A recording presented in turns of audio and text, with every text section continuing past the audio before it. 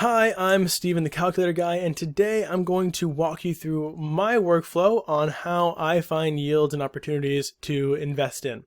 Now, before you just go out looking for all sorts of APYs and yields, the first thing you need to do is determine what your strategy is going to be. Are you bullish, bearish, or crappish? And the reason why you want to decide that first is because that's sort of going to focus what you're looking for. Right now, I'm sort of bearish crabbish, and because of that I'm probably going to look for things that are delta neutral or L1 stable pairs, which means like Phantom USDC, because I can short farm those pretty easily at leverage. So once I've determined what I'm looking for, it's really going to speed up my workflow going through my usual digs or the places where I find research. One thing that I will say is that because I do this frequently, I've developed some of my own tools, and I highly recommend you develop your own tools as well for things that don't have research aggregation.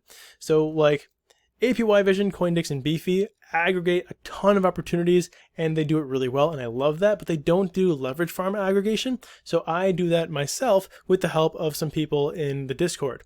All right, so let's dive in.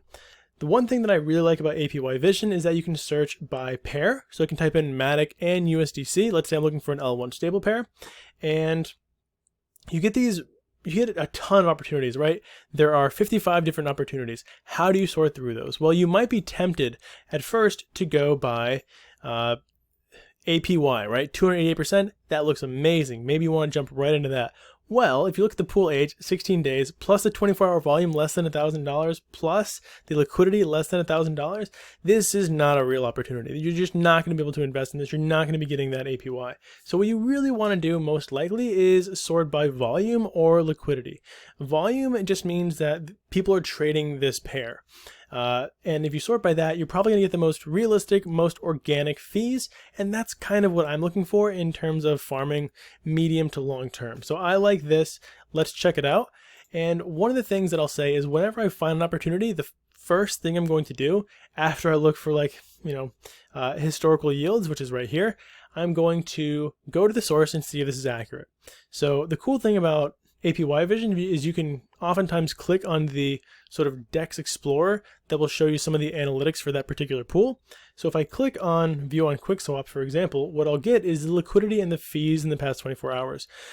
And then you can do the math to determine what the APR would be. The way you would do that is take the fees and divide them by the total liquidity, because effectively this is saying that $10,000 were paid out to $11 million of stakeholders, right? So if $10,000 is paid to $11 million, what percent is that yield per day, right? How much, for each dollar that you had invested, how much dollars did you get from that $10,000? And then if you annualize that, multiply that by 365, what do you get? So I've done the math over here for us. That's about 33% APR, which does go to about 38% APY. So that tells me that this is relatively accurate. I like this. Maybe I'll invest.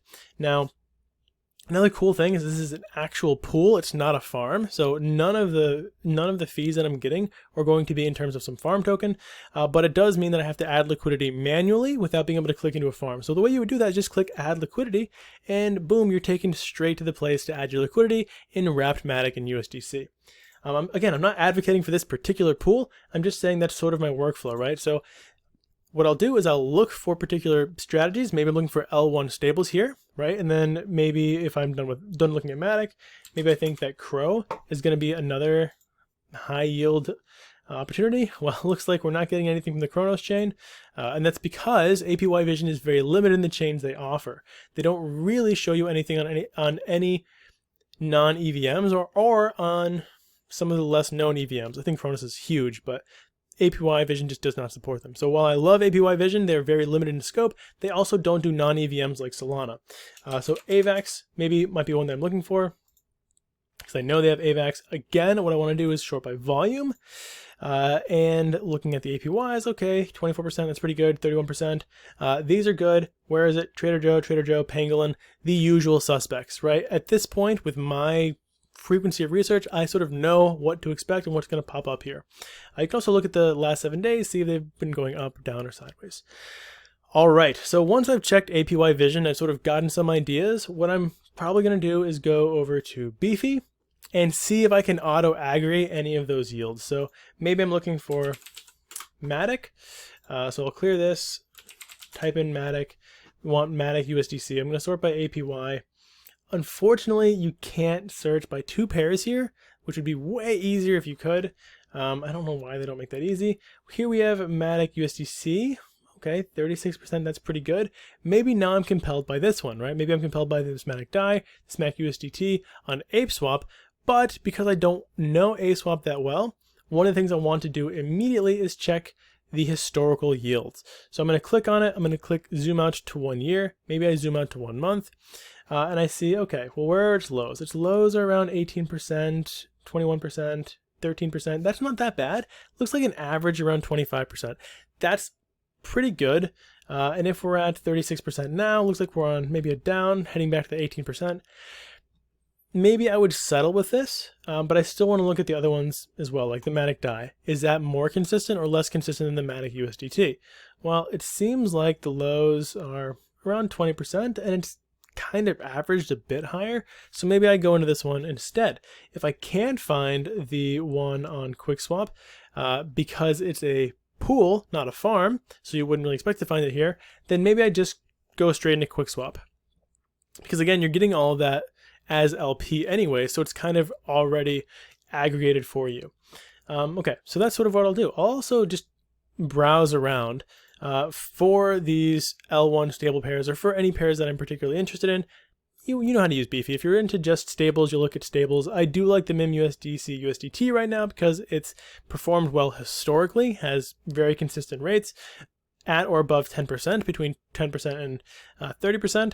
So maybe, you know, I check on that one, see how it's doing. Maybe I enter a position there. Who knows? What I will say about Beefy is when they do these boosts, what happens is you get really inflated yields for a short time. A lot of people join those, and then when the incentives go away, which is going to be like 70% reduction in APY in a day or two, there's going to be a really diluted LP with very, very low APY.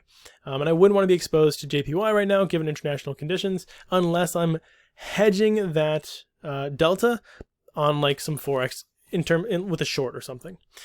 Okay, so maybe again I want to look for AVAX USDC pairs. I would type in AVAX, sort by APY, and look for the Trader Joe ones because that's where it said we had the highest yields. So go down to T, Trader Joe, and look for USDC AVAX, 39%. Okay, that's cool. Probably I can leverage that up to get even better if I want to do leverage. If not, you could long this, you could short farm this, totally up to you. Next, I go to CoinDix to check out things like Solana because you can't really find Solana yields on Beefy or APY.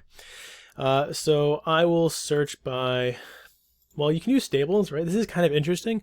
USH, what is USH? Maybe now I go and look for USH. If I'm crabbish, I'm probably going to look at stable opportunities as well.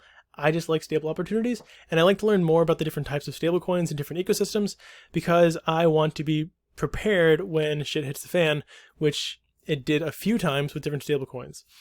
So USH is Hubble, and I do think they have a compelling use case, but, you know, 54%, can I short USH, right? Now I'm going to be asking myself these questions, seeing if I can do interesting things with these yields. Okay, otherwise, right, I'm looking for L1 stable pairs. So here we're looking for, like, let's just do all vaults with Solana. Let's sort by APY. I find it hard to believe that 17% is the highest, but maybe it is. These are, oh, on Quarry. Okay, right. So I don't want to do just Quarry. I want to do all of them. Solana USDT, 18%. One of the cool things you can do here is you can type in USD, and what you'll get is all the pairs that have Solana USDC or Solana USDT. And so it looks like Radium is sort of leading the pack with all of these. And then again, what I will always do is go and double check these on the site. Okay, cool. So at this point, you might be done because that's all you're looking for. For me in particular, I also want to know how leverage farms are doing because I like to use leverage farms to hedge delta, to enter pseudo delta neutral positions, or to do short farm with leverage. So I've built what I call the big one, which is a aggregation of some of the most interesting yields that I find that I update sometimes. I also have an intern who's amazing that updates this sometimes bi-weekly. And so on this tab right here, which is the Blue Chip Leverage Farms, BCLF, I have sort of my favorite leverage farm opportunities that I can short farm if I want to, or that I can just leverage farm or pseudo delta neutral farm if I want to. And we'll see that the yields are much higher here, and they're also relatively consistent. And I know that like AVAX pairs right now have been doing over 100% for, you know, months. So maybe these are something that I want to do some delta hedging and farming with. But, you know, maybe I want to do that with Phantom. Maybe I want to do that with Crow. Things like that.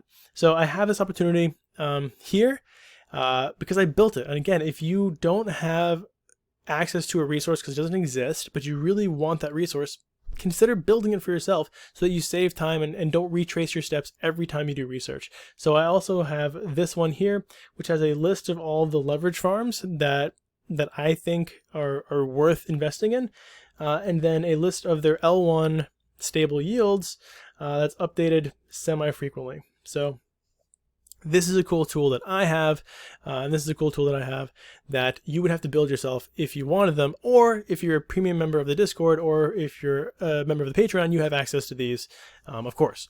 So one thing I wanted to do is say that I know right now TA is kind of like in vogue, and a lot of people are doing very well with like shorting and trading and learning TA. If you're interested in TA and you don't really want to pay the $25 a month for the Discord, what you can do now is you can join Groot's channel on the Discord for $10 a month. 90% of that revenue goes directly to Groot, and he's there all day answering questions, sort of showing what he's doing. It's really a pop in place. I think it's our most active Discord channel. And it's, again, $10 a month. You can do a full month for, sorry, a full year for, I think, $104. You can also pay with crypto if you want to. Just contact me directly. We'll figure that out. And yeah, that's it. So this is a new opportunity that we have. He's a great guy. I support his work. So come and hang out with him. If you don't want to pay for the Discord, you don't have to, right? There's a free portion of the Discord, a bunch of channels. We'd love to have you just hang out there. I do my best to frequent the free channels as well. Clearly, I'm in the premium channels, but I do my best to also hang out in the free channels because you guys support me. I want to support you. I want to answer questions when they're there. So thank you guys so much for watching. I genuinely appreciate the support. And, you know, again, like I always say, you guys have changed my life. So thank you. God bless you all. I love you, and have a wonderful rest of your day.